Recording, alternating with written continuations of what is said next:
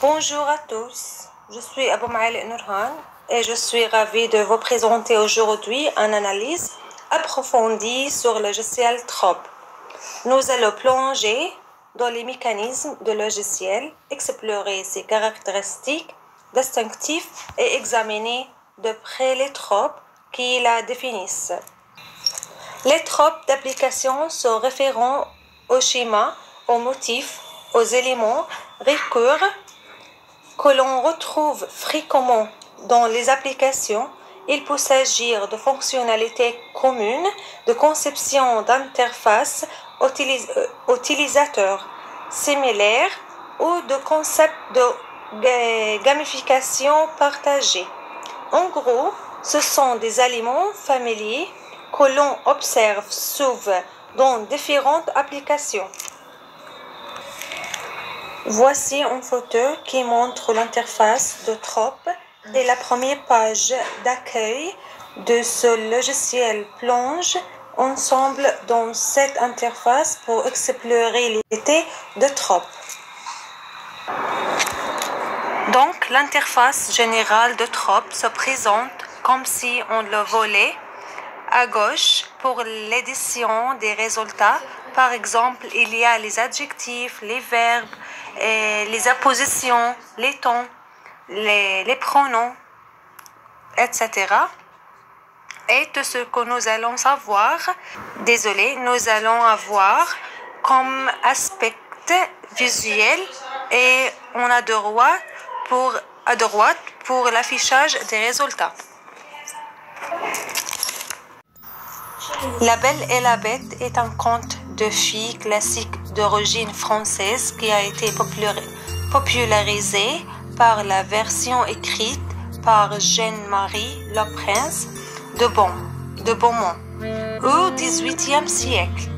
L'histoire a été adaptée et interprétée à travers diverses formes artistiques, notamment le cinéma, le théâtre et la littérature. Il y a les thèmes principaux. Et premièrement, il y a la beauté intérieure. L'un des thèmes centraux de conte est la valeur de la beauté intérieure par rapport à la superficialité de l'apparence extérieure, belle la ruine. Deuxièmement, l'amour désintéressé et l'amour entre Belle et la Bête se développait au-delà des apparences et des stéréotypes sociaux. Troisièmement, la transformation personnelle. La Bête subit une transformation personnelle tout au long de l'histoire. Symbolisme. Premièrement, la rose enchantée. La rose enchantée est un élément clé de conte, symbolisant le passage de temps et la malédiction qui pèse sur la bête. Deuxièmement, il y a le miroir magique.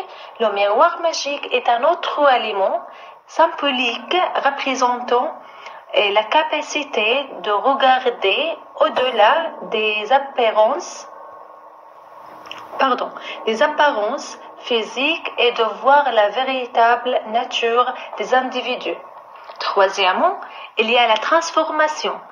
La transformation physique de la bête symbolise la transformation intérieure qui accompagne l'amour véritable. Et maintenant, il y a les personnages.